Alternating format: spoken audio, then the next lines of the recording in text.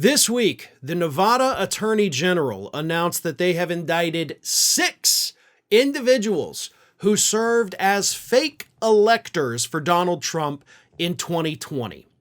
Now, these fake electors had signed up saying that, yes, we are the legitimate electors for Nevada, not for Biden, but for Donald Trump. You need to count us and ignore these other folks. And they're now being criminally charged.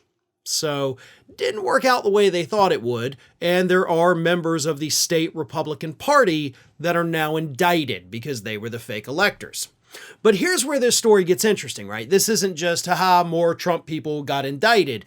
It's that this investigation, the grand jury that indicted these 6 individuals, is not done. This is literally the first step. Because as I reported earlier this week, we just found out that Kenneth Chesbro, Donald Trump's former lawyer, who was also indicted alongside him in Georgia but has since taken a plea deal, has already agreed to cooperate with the grand jury in Nevada, likely, according to the reports, in exchange for himself not being prosecuted. So the fact that Chesbro just recently, as far as we know, in the last week, made this deal with prosecutors in Nevada tells us that investigation is just heating up. These indictments, these are the appetizers. The main course, hell, the soup and salad, those are still to come.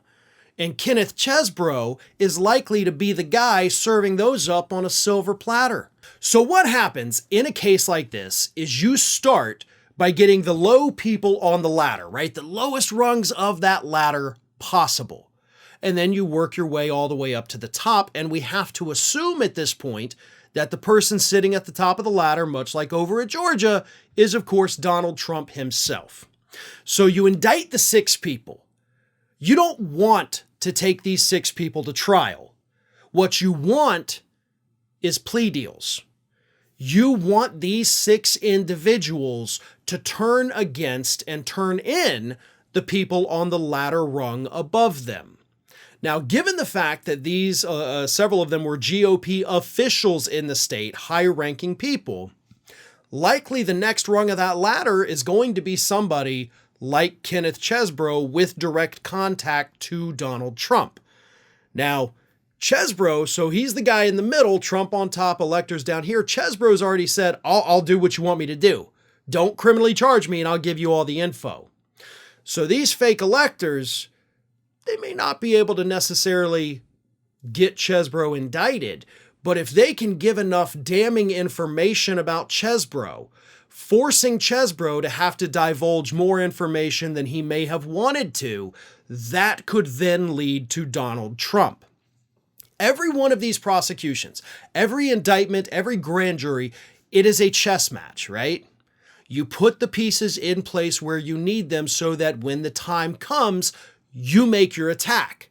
There is a ton of legal strategy happening here behind the scenes, both in Nevada and Georgia, by the way, that if you're not in the legal profession, it's difficult to understand. So I hope I'm explaining it in a way that makes it a little bit easier for everybody. But again, Chesbro's the guy in the middle, the guy with direct contact with Trump, likely the guy with direct contact with the electors. If the electors then say, yeah, Chesbro was telling us to do this, that, and the other thing, Chesbro then has more pressure on him to say that, yes, I told them, but it was coming from Donald Trump at the very top. This is an important one to pay attention to. Trump could end up being hit with more criminal charges by the time this one's all over.